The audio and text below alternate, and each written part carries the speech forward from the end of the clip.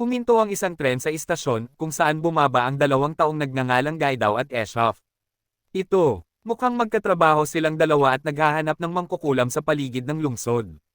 Tanong ni Eshov panidiro sa malapit tungkol sa mangkukulam ng lungsod kung saan itinuro niya ang isang maliit na batang babae na bumibili ng ilan. Tinapay, si Gaidao na siguradong mainitin ang ulo ay nagtatanong tungkol sa mangkukulam sa dalagang ngunit. Humingi ng tawad si Eshov sa ngalan niya na may negosyo sila ng bruha. Ang babae, nagbubunyag na hindi lang siya ang nakakaalam tungkol sa mangkukulam. Kilala siya ng buong bayan. At maaaring sabihin sa kanya kung nasaan. Biglang nabasag ang salamin at nagkaroon ng nakakatakot na 4 na paa na higanting piting na sumisira sa lungsod. Nabigo ang pulisya na pigilan ang halimaw ng biglang Lumitaw ang batang babae na may salamin at binigay ang kanyang mga pinamili sa pulis para bantayan ito. Ang babae, ipinahayag na siya ang mangkukulam habang naghahanda siya para sa isang power attack at one-shot ang halimaw ng piting. Na may isang lalaking nalaglag dito. Ang bruha ay tila isang tanyag na tao at bayani sa mga mamamayan na hindi umaayon kay Eshov habang sinasabi niya kay Gaidao na huwag kumilos ng basta-basta ngunit. Umalis na siya at inatake ang the witch easily defends herself and more than ties her.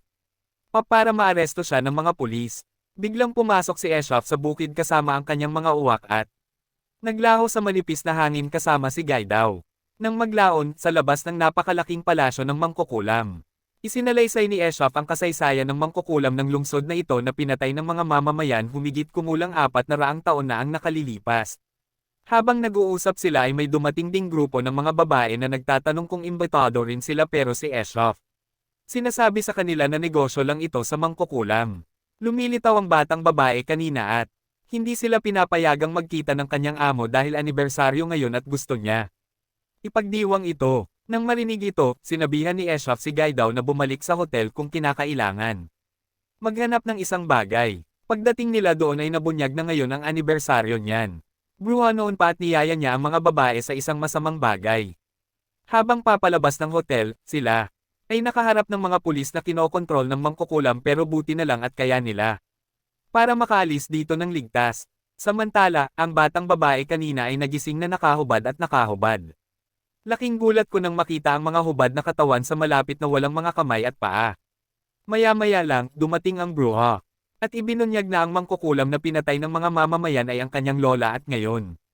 Narito siya upang ipagpatuloy ang gawain ng kanyang lola sa pamamagitan ng pagsunog sa buong lungsod. Bigla, si Gaidao ay lumabas at umatake ngunit hindi siya gaanong kalakas habang patuloy niyang sinusundan si El. Bruha habang si Eshov na isang low-level mage ay pinoprotektahan ang mga babae. Gayunpaman, si Gaidao pa rin. Hinabol siya at nagtanong tungkol sa isang marka sa kanyang leeg na nagpapakita na isang sumpa mula sa isang mangkukulam. Sumugod si Gaidao sa kanya kahit nabugbugin siya ay nagawa niyang magnakaw ng halik. Ang mangkukulam na nagangat sa kanyang sumpa at isang talagang malakas na lalaki mula sa Eshov kabaong ay lumabas. Which reveals to be Gaidao true form and the man literally stomps the witch like eats.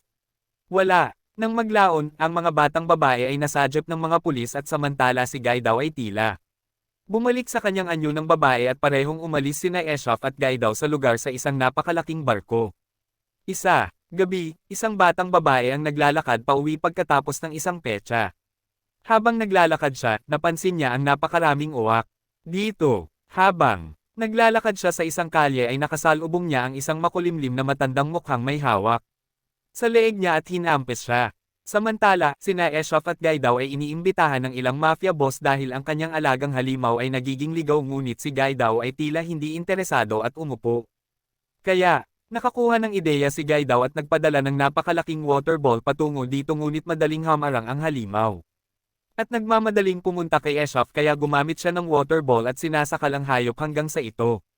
Walang malay. Pagkatapos magpasalamat ng amo ng mafia ay umalis na sila at nanananghalian kung saan. Tila hindi natutuwa si Gaidao na gusto niyang makipaglaban sa isang mangkukulam ngunit matagal na rin. Nag-away sila ng isa. Biglang may dumating na waiter na may dalang sobre kung saan sila naka-assign. Isang misyon na pumunta sa isang lola at buksan ang kanyang nakalock na kahon. Galit si Gaidao sa sobrang boring misyon at nagbabantang papatayin si Eshov kapag naalis na ang sumpa. Mamaya habang kumakain sila ng tanghalian. Muli, nakakuha si Eshov ng isang itim na sobre na nagpapahiwatig na ang kasong ito ay nagsasangkot ng isang mangkukulam at para lang maging Nagsimula na silang dumaan sa isang karagatan. Sa ibang lugar, biglang ginising ng isang babae. Isang flashback ng isang nasusunog na gusali kasama ang kanyang mga anak sa loob. Sa kanyang paggising ay natagpuan niya ang kanyang sarili. Nakaupo sa tabi ng kanyang partner detective. Nang makarating sila sa lugar ng pagsisiyasat ay nakita nila ang tatlo. Mga bangkay na sinakal na may nakasulat sa likod ng dingding.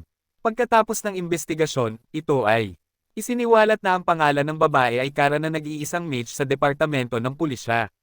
Bilang naglalakad siya pauwi ay nadatnan niya sina Eshaf at Gaidaw na nag-aalok ng kanilang tulong upang malutas ang kaso ng pagpatay. Pagkatapos ay nag-uusap sila sa isang restaurant na may spell para walang makarinig. Kanilang pag-uusap, nagtataka si Kara kung bakit gusto nilang tumulong kaya inihayag ni Eshaf ang lahat ng marangal. Sanhi ngunit sinabi ni Kara na ang spell wall ay nilikha niya at alam niya kung kailan sila. Pagsisinungaling na kanilang isiniwalat na gusto lang nilang tanggalin ang sumpa kay Gaidaw at kunin. Paghihiganti sa mangkukulam na naglagay nito sa kanya. Tinanggap ni Kara ang kanilang alok na tumulong at nagpahayag din na naglaro sila dahil walang truth detecting spell sa dingding. Ang mga sumusunod araw, nang pumunta sila sa isang silid-aklatan upang mag-imbestiga, napansin ni Gaidaw na may umaamoy at siya. Sinipa ang pinto. Pumasok sina Eshaf at Kara at laking gulat nila nang makita ang isang bangkay. Pagkatapos, nanlumo si Kara habang iniisip na maaaring pinaglaruan ng mangkukulam ang tao noon. Pagpatay sa kanya, biglang tumawag din ang kasamahan niya at sinabing nakakita siya ng bangkay at isang nakakode na mensahe ng mangkukulam mula rito. Nang maglaon, ibinaba sila ni Kara na nagsasabing hindi siya magiging dalhin sila sa susunod na kaso dahil hindi sila nakakatulong at umalis. Biglang napansin ni Gaidaw presensya at pag-atake patungo dito ngunit pagkatapos ng kaunting kaguluhan ay nawala ang mangkukulam. Eshaf at alam na lang ni Gaidaw na may koneksyon si Kara sa mangkukulam na tila siya stalking her from way before. Binibisita ng duo si Kara at nagtanong tungkol sa koneksyon niya. Ang mangkukulam. Nagulat si Kara sa una ngunit sinabi niya sa kanila ang kanyang kwento. Kanina pa siya, paglabas ng opisina nang mabalitaan niyang nasusunog ang kanyang bahay kasama ang kanyang mga anak sa loob. Sinabi ng pulis sa kanya na ito ay gawa ng isang mangkukulam na may nakakode na mensahe sa dingding. Higit pa rito, idinagdag niya noong naroon sila upang harapin ang bruhang inatake at pinatay. Siya, magic teacher na boyfriend din niya. Napagtanto ng dalawa na kinukuha ng mangkukulam. Lahat ng taong mahal niya at napagkamalin din niyang mga mahal niya rin. Bigla, sinabi sa kanya ng kasamahan ni Kara na gusto siyang makilala ng mangkukulam sa isang takdang oras at pagkatapos ng ilang oras. Oras na sila ay nasa ibinigay na lugar naghihintay para sa kanila. Biglang sumulpot ang bruha at todo atake. Kumalat ang usok sa buong lugar at pinatay ng mangkukulam ang lahat ng mga pulis. At naglalaho, sa kabutihang palad, ipinahayag ni Eshaf na natagpuan niya ang pangunahing tagwa ng bruha kasama ang tulong ng kanyang mga uwak. Pagkatapos, sinisiyasat ng isang pulis ang ari-arian nang makakita siya ng mash at orasan ngunit sa lalong madaling panahon ay pinatay ng dalawang blonde na bata. Nagulat si Kara nang malaman na ang mga bata. Actually yung adoptive kids niya na namatay sa sunog sa bahay. Ito ay nagsiwalat na ang mga bata ay hindi malakas bilang isang mangkukulam pero gumagamit sila ng kambal na grimoire para makamit ang ganoong kapangyarihan ngunit dahil hindi kayang pumatay ng kasing dami ng tao ngayon. Ang mga taong pinatay nila ay mga pupe lamang na kontrolado. Eshaf, sa bandang huli, natarante sila at nabugbog sila ni Gaidaw. Hinanap ito ni Kara. Malungkot ngunit dinampot niya ang baril at wala ng buhay ang dalawa niyang anak. Makalipas ang ilang araw, nagsasalita si Eshaf. Sa isang magandang blonde na babae nang biglang nagkagulo kapag ang isang kung sino ang nagsiwalat sa ang maging undead ay hinahabol ng mga pulis. Salamat kay Gaidaw na pinigilan ito ng suntok. Ang cops think the duo and the blonde girls also seem interested and it's revealed that the undead did not get the routine maintenance from its necromancer, that's why he is acting ganito. Humingi ng tulong ang mga pulis kay Eshaf ngunit dahil hindi siya espesyalista sa mga kaso ng necromancy. Ipinapasa ito sa ibang tao sa departamento. Pagkatapos, isang blonde na babae ang pangalan. Dumating si Fanora at ang kanyang kanang kamay na si Johan para sa kaso. Sa kafe, sinabi ng pulis sa kanila na ang mga kaso ng undead ay nagiging mas madalas kaysa karaniwan kapag ito ay nagsiwalat na sila. Hindi mahanap ang kanilang mga necromancer. Hinihinuha ni Fanora na maaaring sila ang naliligaw bilang isang tao. Ay patuloy na gumagawa ng undead nang hindi pinapanatili ang mga ito. Samantala, may babaeng umiiyak. Harap ng libingan ng may lumapit sa kanya na lalaki at pinag-uusapan ang kanyang namatay na asawa. Ang lalaki, nag-aalok sa kanya na buhayin muli ang kanyang namatay na asawa at itanong ang mga detalye nito. Balik sa Fanora, at ang mga pulis na nasa isang nasirang simbahan na may kakaibang parol ay ibinunyag niya lamang iyon. Makikita ng undead ang liwanag na lumalabas dito at aakitin sila nito at bigla na lang siya. Sakto ng maraming undead ang nakapaligid sa simbahan. Isang flashback ang nagpapakita ng isa sa mga pulis na si Jeff. Sa libing ng kanyang kasintahan ngunit hindi tulad ng iba ay tila nakipagkasundo siya dito bilang siya. Naniniwalang hindi gagawing halimaw ang kanyang minamahal. Bumalik sa kasalukuyan kung saan tila ang undead. Maging higit pa sa inaasahan. Laking gulat ni Jeff nang makitang isa sa kanila ang kanyang mapapangasawa. Pinaponte ni Fanora si Johan sa harapin ng mga undead. Ipinakita ni Jeff ang kanyang pag-aalala ngunit sinabi sa kanya ni Fanora na tungkulin niya ito bilang ang Johan at nakikipaglaban sa mga halimaw. Pinag-uusapan ni na Jeff at Fanora ang dahilan ng kanilang pagiging ganoon. Maraming undead sa isang lugar. Pagkatapos makitungo sa undead si Johan ay galit ngunit ang sim. Nagiging okay ang lahat kapag hinahangaan siya ni Fanora. Siniyasat ni Fanora ang undead at ibinunyag niya na ang mga undead na ito ay hindi kailanman sinadya upang muling buhayin bilang mga tao sa unang lugar. Ibinunyag niya na may tatlong uri ng undead. Ang isa na may malayang pagpapasya at ang dalawa pa ay may kanya-kanyang isip na kontrolado ng mga necromancer. Biglang hinawakan ng isa sa mga undead ang braso ni Fanora kaya nagmamadali si Johan at tinapos ito para sa isang beses at para sa lahat. Mamaya ay pumunta sila sa kakahuyan kung saan sila makakita ng mansyon. Ininspeksyon ng grupo ang mansyon nang biglang may isang napakalaking undead. Lumitaw at pinalo ang F-out ni Johan. Lumilitaw din ang ilang mga undead na babae mula sa isa ay kay Jeff. Kasintahan. Inihayag ni Fanora na ang mga undead ay nasa manual mode. Niyaya sila ng necromancer sa loob pagkatapos laslasin ang leeg ni Johan. Naglalakad sina Fanora at Jeff sa loob ng mansyon kung saan sila makakita ng maraming undead na nagtatrabaho. Pagpasok nila sa isang kwarto na may mahabang mesa, biglang may nahulog na babae. Sinabihan sila ng necromancer na maupo nang tanungin ni Jeff kung paano niya nakontrol ang napakarami undeads dahil kahit bilang isang normal na tao alam niya na kailangan ng napakaraming magic power para kontrolin mo lang sila. Itinama siya ni Fanora na nagsasabi na ang pagpapanatili ng katawan ay nangangailangan ng malawak. Dami ng mahika ngunit ang pag-revive lang ng katawan ay hindi gaanong kapinsalaan sa mahika. Fanora. Pagkatapos ay hinarap ang necromancer na nagtatanong kung bakit siya gumagawa ng isang bagay na malaki ang halaga ng kaluluwa. Premyo bilang kaluluwa ng tao sa halip na muling magkatawang tao recall sa lupa at sa ang reincarnation cycle ay nakakagambala na nagiging sanhi ng pagkawala ng kaluluwa ng tao sa isang walang laman. Sa pagtatanong, ibinunyag ng necromancer ang kanyang layunin na nagsasabing gusto niya ang undead na pag-ibig nito. Kaya pala nagpa-practice na siya sa ibang undeads. Ang necromancer ay humihingi ng kay Fanora katawan para maukit niya ang kanyang katawan ng maganda at ma-up ito. Biglang nagtapos ang necromancer, na si Fanora ay isa ring necromancer kaya naman ang dami niyang alam tungkol dito pero nakakakuha si Fanora. At biglang nabunyag na isa pala siyang mangkukulam na nagtatrabaho sa kumpanya. Pagkakita nito, ang necromancer panic ngunit mabilis na tinawag ang kanyang undead warriors na kanyang nilikha. Pagkakita nito, si Fanora ay nagpapatawag din ng mga mandirigma mula sa underworld at literal silang naninira. Sila kasama ang fiancé ni Jeff. Tumatakbo ang necromancer patungo sa kanyang pinakamamahal na bangkay at si malapit na itong gawing ultimate undead na sundalo nang biglang lumitaw si Johan na nagbubunyag. Maging undead din. Kinuha ng bata ang kutsilyo at binigyan siya ng ilang masasakit na sandali ngunit ay hindi pumatay sa kanya. Dumating si Fanora at pinatay ang necromancer para lang gawin siyang undead bilang para mapunta din siya sa kawalan. Sa isang random na umaga, gumising si Dido para sa almusal nang bigyan siya ni Ashraf ng isang itim na sobre na nagpapakita na maaaring may kaso. Kinasasangkutan ng isang mangkukulam. Kinuha ni Dido ang sobre ngunit napagpasyahan din ni Ashraf na maaaring mayroon sila upang harapin ang mga banal na kabalyero ng simbahan. Pagkatapos, dumating ang dalawa sa lungsod at tila medyo magulo dahil ang mga mamamayan ay lumilikas sa lungsod. Nang sila ay papasok na, ang banal. Pinigilan sila ng mga kabalyero ngunit sinabi ni Ashraf sa kanila na binibisita niya ang kanyang lola at ipinakita pa nga sa kanila na ang kanyang kabaong ay inaprubahan ng banal na simbahan. Pinapayagan siya ng mga kabalyero ngunit magtalaga ng isang tao. Bantayan sila. Habang naglalakad sila ay sinuntok siya ni Dido na walang malay para magawa nila. Isakatuparan ang kanilang misyon sa kanilang sarili.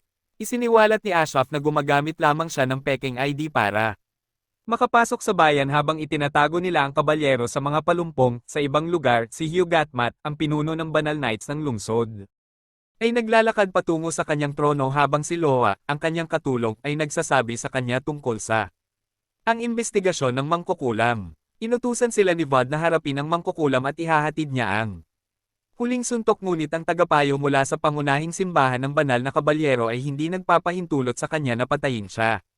Bumalik kina Ashraf at Dido na nakatingin sa lumulutang na kastilyo ng mga banal na kabalyero. Ashraf ay nagpapakita na nagagawa niyang lumikha ng maliliit na butas na hindi matukoy. Biglang nakuha ni Dido. Naiinip habang nakikita ang mangkukulam na tumatakbo palayo matapos masupol ang ilang gwardya. Samantala, nakipag-away ang bruha sa mga guard para maiwan siya dahil kailangan pa niyang maghanap ng kasintahan. Biglang tumakbo si Dido at inatake ang mangkukulam mula sa likuran. Mukhang napakalakas ng bruha habang literal na nangunguna sa laban hanggang sa tumalon si Ashraf. Ina't sinisiksik siya sa isang globo gamit ang kanyang mahika. Medyo nag-aalinlangan si Dido, nagtataka kung bakit masyadong mahina ang bruha, ngunit ipinahayag ni Ashraf na siya ay malakas ngunit kahit papaano ay hindi niya kaya gamitin ang kanyang buong potensyal. Samantala, sinabi ng tagapayo kay Matt na siya ay nagmula sa isang very special witch bloodline and her name is Helga Velvet. Higit pa rito, kahit na siya ay hindi para sa labanan, kahit papaano ay may kakayahan pa rin siyang sirain ang mundo. Ito ay ibinunyag na si Helga ang tagadala ng demonyong espada na ikinagulat ng lahat. Balik sa duo kung sino ay nagtatago mula sa mangkukulam na may tibak ng demonyo sa kanyang likod. Ang bruha sa huli ay nakahanap kanila at sinabihan silang huminto sa mga uwak. Nakita ni Ashraf ang pagkakataon at nag-aalok ng kanilang tulong. Ngunit si Helga ay may pag-aalinlangan dahil hindi siya naniniwala sa kanila. Biglang nagsalita ang demonyong espada, na nagsasabi sa kanya na magtiwala sa kanila, na medyo bago para kay Ashraf, ngunit sinabi niya sa kanya na sumama sa kanila at nangako na hindi siya papatayin, na sinasabing kasama sila sa kanyang koponan. Biglang dumating ang mga paladin at simulan ng pag-atake sa kanila. Kahit sa ilalim ng panggigipit ni Ashraf at ng demonyong espada, si Helga tumanggi pa at tumakas. Sinabi ni Ashraf kay Dido na si Helga ay hindi isa sa mga mangkukulam na siya naghahanap, kaya hiniling niya sa kanya na panatilihin siya. Samantala, nakasalubong ni Helga si Matt sa kanya. Uhaw sa dugo ang ugali, ngunit tumalon din si Dido upang tumulong. Si Ashraf ay telepathically talks to Dido and tells her na malakas ang kalaban kaya dapat tulungan na lang niya ang bruhang makawala. Galit si Dido, gayunpaman sinabi niya sa mangkukulam na tumakas habang binibigyan niya ng takip. Dito, biglang sumugod kay Matt ngunit madali niya itong tinalikuran at sinundan si Helga. Pagbabarene sa pamamagitan ng kanyang yelo upang makalayo. Buti na lang at sumilip si Dido sa likod at sumuntok. Ilang oras pa para kay Helga. Gayunpaman, mabilis siyang kinuha ni Matt gamit ang kanyang yelo at ang parehong palabas.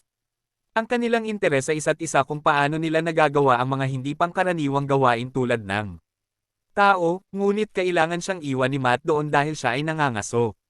Matt bigla nagpatawag ng napakalaking ice boulder at itinapon ito sa lungsod dahil nalaman na si Matt ay nasa par with which since may kasunduan siya sa elementals. Inihagis ni Matt ang malaking bato sa lungsod. Nagdudulot ng pagkasira at ilang pinsala kay Helga.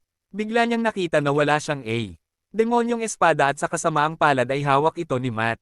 Sa kabutihang palad, lumitaw si Dido at kinuha ang espada sa pamamagitan ng pagpapalipad sa kanya ng isang sipa.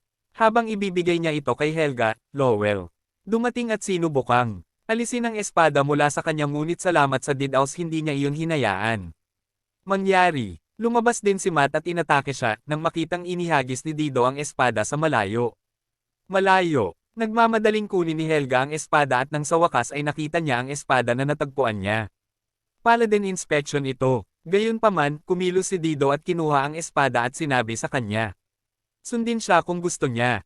Hindi ganoon kabilas na halos palamigan ni Matt ang buong lungsod at habang tumatakbo sila mula dito ay nakakuha si Helga ng isang henyong ideya at ginagamit niya ang kanyang espada bilang isang helicopter para lumipad, pero may biglang umatake sa kanila ang isang napakalaking halimaw. Wala kahit saan. Tinukso ng demonyong espada si Helga na bunutin siya palabas ngunit bago pa makarating doon si Matt. At nag-freeze ito. Matapos itigil ang mga batang babae ay dumating ang isang baras upang makipag-usap kay Matt. Sabi ni Matt sa kanyang mga kababata, upang dalhin ang mga batang babae sa palasyo bilang siya ay pakikitungo sa baras. Ang Shaft ay nagtatanong kay Matt tungkol sa kung paano nagagawa ni Helga na pumatay ng mga tao at naniniwala na siya ay na-frame. Samantala sa palasyo ang espada ay kumawala sa sarili mula sa yelo at ito ay nagdudulot ng kaguluhan bilang ang mga tao ay nakikipaglaban upang alisin ang espada. Nang makita ang commander na ito ay sinubukan silang pigilan ngunit, sa lalong madaling panahon ang tagapayo mula sa naunang nagsiwalat na bahagi ng isang grupo na tinatawag na Verdugo na pinapatay ang mga mangkukulam kahit mabuti o masama.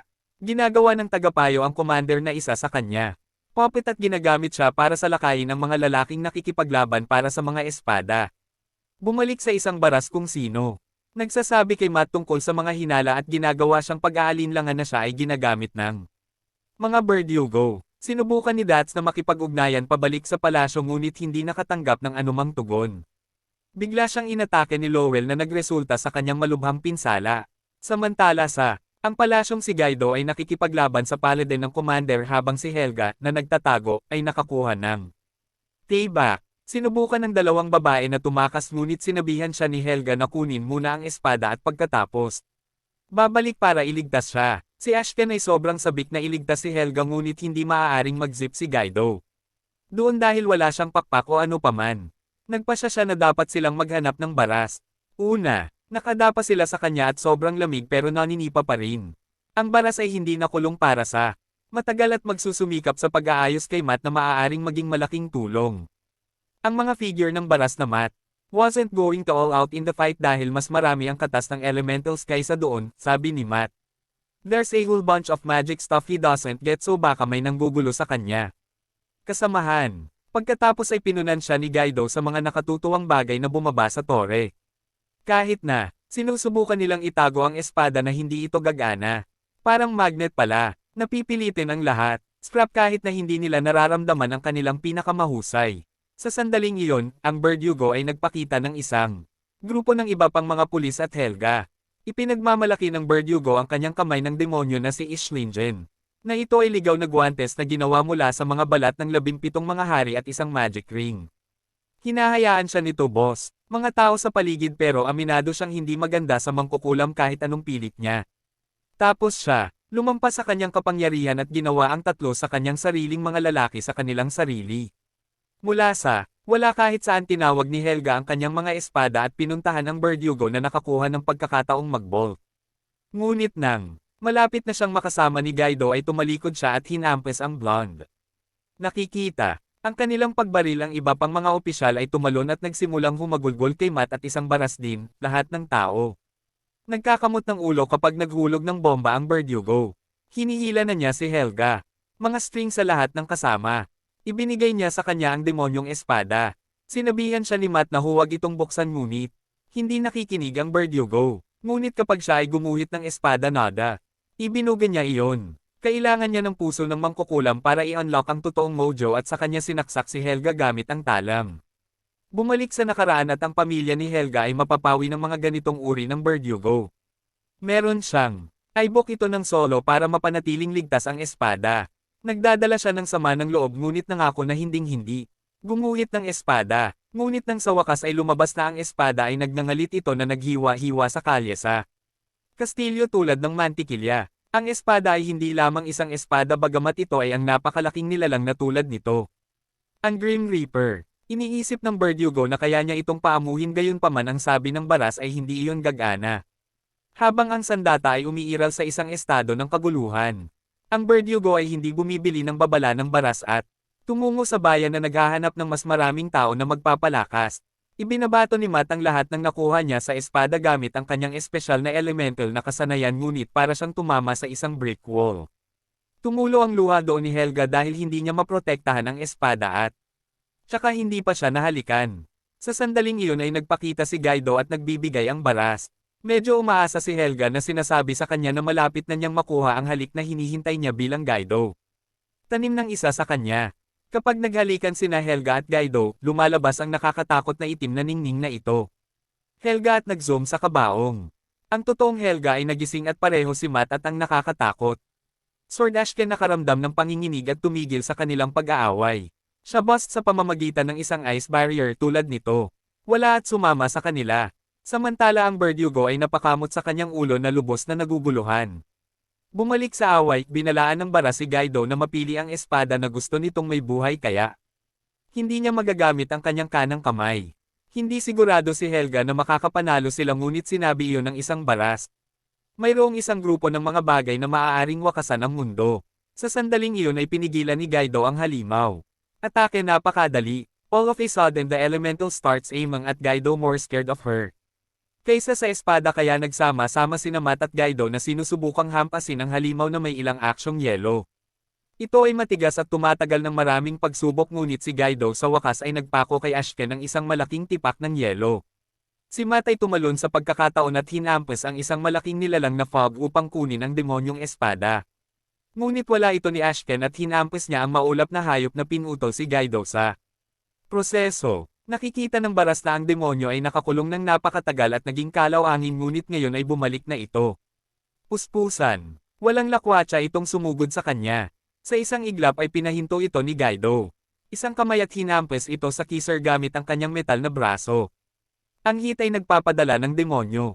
Lumilipad ang espada at nagsisimulang pumutok ang ulo nito. Iyon ay kapag ito ay nag-flashback sa kung kailan ito nakulong. Ang mangkukulam, si Quina, ay napunit sa pagitan ng pagnanais na tapusin ito ng mabilis o pahirapan. Busog siya, ng puot ngunit iba rin ang naramdaman para sa demonyo.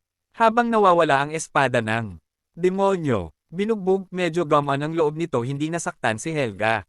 Siya ay nasa panganib dahil dito sa mahabang panahon. Ngunit hindi niya sinubukang bunutin ito hanggang sa kailangan na niya. Naglalakad-lakad ang Verdugo sa mga paladins at taong bayan na kumikilos na parang kailangan niya ng kamay ngunit bigla siyang hinampas ng bato. At nabali ang kanyang nakakatakot na braso. Si Guido, na milya-milya ang layo, ang nagpaputok ng bato sa tulong. Nang uwak ng baras, unti-unti niyang hinihiwalay ang lalaki. Maya-maya ay iniihaw ni Matt ang Verdugo. And figures out na wala siya doon sa utos kundi hinahabol ang sarili niyang baluktot na hiling. Ibinuhos niya iyon. Ang simbahan at ang iba pang mga Verdugo ay humahabol sa tibak ng demonyo. Ang baras sa tingin niya. Story checks out. Kung official gig lang, may kasama siya. Lumingon si Matt kay Helga. Para ano ang gagawin sa Verdugo at palihim na paladin? She's like, paalisan mo na lang sila. Ang aking paningin ngunit nais din na masigurado ni Matt na makukuha nila ang nararapat sa kanila. Tapos umalis na si Matt, kasama ang dalawang buddies. Tinitiyak ng isang bara si Helga na ligtas na siya sa piling nila ngayon. Hinahayaan pa niya. Madulas ang pagsipa pa ni Ashken na sobrang kinikilig siya. May mga tao sa order. Sino ang makakabawi ng espada? Kahit hindi ito makapagsalita o maimulat ang mga mata, Ashken. Naririnig ang lahat. Alam na sa simula pa lang ay medyo may queen na si Helga sa kanya. Ang espada, figures it's time to be cool with the part of her that don't hate it. Sa huli, si Ashken. Reckons ang lahat ng ito ay ilang witchy hex. Dinadala ng bara si Helga sa lugar na ito na tinatawag na corridors, na konektado sa Order of Magical Resonance. Lahat sila ay tungkol sa pagtatago ng mga sikreto. Kaya hindi makakapasok si Guido since hindi siya papayag sa magical contract nila. Pero dahil siya pa rin gumagaling at nasa tahimik na bayan sila, iniisip ng isang shaft na magiging maganda ang ugali niya. Pero, pagkatapos, out of nowhere, ang batang ito ay nagsimulang magsabi sa kanyang mga kalaro na nakakita siya ng mangkukulam. At pagkatapos ay narinig nila isang sigaw. Si Guido ay nagsimulang kumilos at hiniling na malaman kung nasaan ang mangkukulam, nagbabanta. Para saktan sila kung hindi sila magtapon. Mabilis nila itong dinala sa bahay ng babae. Nag-aaksaya si Guido. Walang oras at diretsong pumasok sa bahay.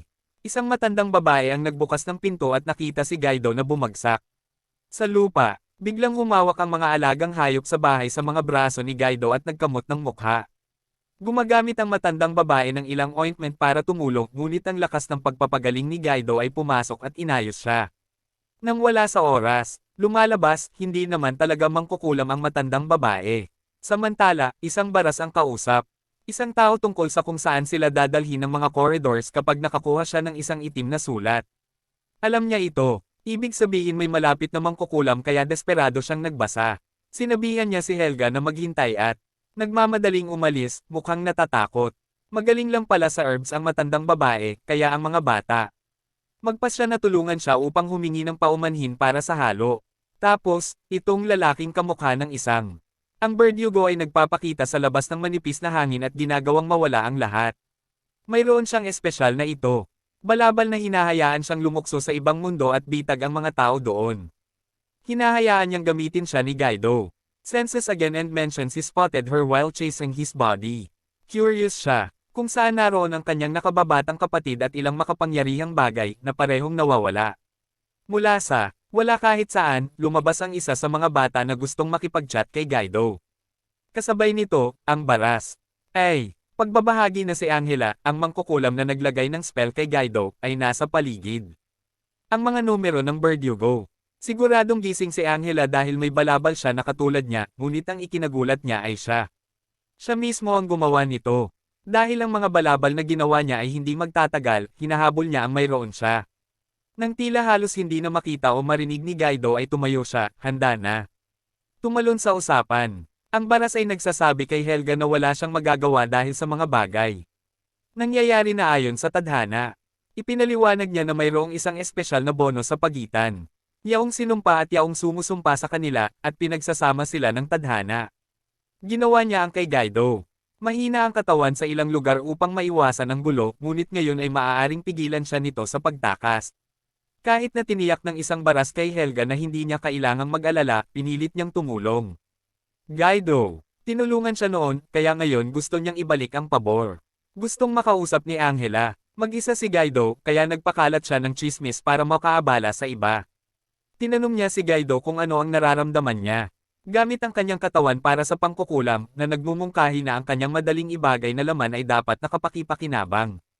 Para magalit, Guido, hinawakan at dinilaan ni Angela ang kanyang leeg. Nagulat si Guido kay Angela sa pamamagitan ng paghalik sa kanya, ngunit pinigilan ito ni Angela, sinabing hindi pa oras para sirain ang sumpa. Nangako siyang bibigyan si Guido ng mga pahiwatig. At hinahamon siyang hulihin siya. Nang tumalikod si Angela, sinubukan siyang salakayin ni Guido, ngunit madaling hinarang din ni Angela ang spell na may harang. Nang maglaon, nahanap ni Helga at ng isang bara si Guido. Walang malay at isang Verdugo na patay na may mga titik na nakaukit sa kanyang dibdib. Naguguluhan si Helga, tungkol sa kung sino ang maaaring maging napakalakas, ngunit ang isang baras ay nagpapakita na si Angela ay isang pinagmulang mangkukulam, isa sa ang pinakamalakas na nilalang na nabubuhay. Kinabukasan, sinubukan ng isang baras na kumain si Guido para gumaling, ngunit nagtalo sila. Nagalit si Guido na pinahina niya ang kanyang katawan, at pinagbantaan siyang papatayin kapag ginawa niya ito. Muli, ang isang baras ay nagpapaliwanag ng mahinahon na ang lahat ng ginagawa niya ay upang matulungan siyang makamit ang kanyang layunin, pagkatapos. Naalala niya ang una nilang pagkikita 3 taon na ang nakakaraan. Naaalala ng baras ang unang pagkakataon na siya. Nakilala si Guido ilang taon na ang nakararaan. Siya ay nasa isang tren patungo sa isang regular na nayon kung saan isang mangkukulam. Nabuhay, kakaibang mga pangyayari ang naganap tulad ng mga baka na nahuhulog mula sa langit. Pagkababa niya sa train, napansin niya ang isang babae na may blonde na buhok na may dalang kabaong na nahadyap ng kanyang mata. Nasa nayon, ang dalawang magkapatid na nagngangalang Owen at Falval ay naglalakad ng mahinahon hanggang sa isang lalaking inakusahan. Falval ng pagiging mangkukulam at nagdudulot ng gulo. Sa kabila ng depensa ni Owen, malapit na ang lalaki. Maging marahas, sa kabutihang palad, isang baras ang namagitan gamit ang mahika para pigilan siya. Ipinaliwanag niya sa mga bata na kailangan niyang makausap agad ang bruha. Medyo hindi sila sigurado sa una, ngunit sumang-ayon mula noon. Tinulungan niya sila. Biglang sumulpot ang isang blonde na babae na may kabaong at lumaban sa galit. Lalaki, sinubukan ng isang baras na gumamit ng mahika laban sa kanya, ngunit madali niyang nalagpasan ang kanyang harang. Kahit na, bagamat hindi siya mapigilan ng isang baras, lumitaw ang isang halimaw at pinaalis si Guido. Isang baras, ipinapalagay na ito ay ipinatawag upang protektahan si Falval. Habang mas maraming tao ang nagtitipon, kinuha ng isang baras si Guido. At umalis, napansin niyang naguguluhan siya sa gawin ni Guido. Hindi siya tumutol o nagsalita sa kabila. Hinuhuli. Isa pa, dapat ay nasugatan siya sa pag-atake ng halimaw, ngunit siya ay hindi. Ibinunyag ni Owen na wala sa mga mangkukulam sa kanilang pamilya ang makapagsalita, which Ipinaliwanag kung bakit hindi makapag-spell si Falval. Napagpasyahan ng isang baras na siya ay isang inapo ng Mystic Witch, Luna Farmington. Nag-aalinlangan pa rin si Guido, kaya ipinaliwanag iyon ng isang baras. Ibang tao ang malamang na gumawa ng halimaw para i-frame si Falval. Tinanong niya kung may bago. Dumating noong nakaraang buwan, ngunit sinabi ni Craig, isa sa mga bata, na 6 na silang nandoon. Buwan. Isang baras ang nagulat sa kanila sa pamamagitan ng pag-alok na ibalik sina Falval at Owen sa order. Kanya, nang maglaon, ipinaalam ni Craig sa kanyang ama ang nangyari. Habang sina Owen at Falval, napag-usapan ang kanilang mga pagpipilian, nagpasya silang magtiwala sa isang baras. Pag-alis nila, binanggit iyon ng isang baras. Malamang na may marka ng sumpa si Guido sa kanyang katawan. Bigla silang nakarinig ng ingay, at nagbabala si Craig sa kanila na may taong may maskara na papunta sa bahay ni Falval. Nang mag-alok si Craig na pumunta, kasama niya, binaril siya ng isang baras na nagpapakitang si Craig ay isang Verdugo. Samantala, isa pa, nagtungo ang Verdugo sa bahay ni Owen habang wala si Falval. Iyon lang para sa araw na ito mga ka-recap. Don't forget to subscribe, like and click the bell button para updated po tayo sa mga uploaded videos.